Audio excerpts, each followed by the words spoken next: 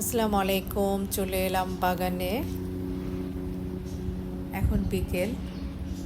আমি বিকেলেও মাঝে মাঝে বাগানে চলে আসি আমার গাছগুলোকে দেখার জন্য। আমার অনেক শখের বাগান এটা। এটা হচ্ছে ড্রাগন গাছ। অনেক ড্রাগন ফল হয়েছে। এর আগে আমি একবার হারভেস্ট করেছি, এখন আবারও ফল বড় হয়েছে।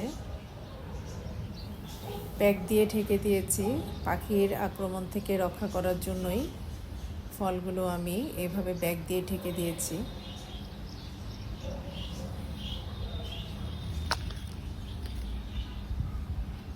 মাশাআল্লাহ, এবারও অনেকগুলো ড্রাগন ফল হয়েছে গাছে। এর আগে আমি অনেক ফল হারভেস্ট করেছি।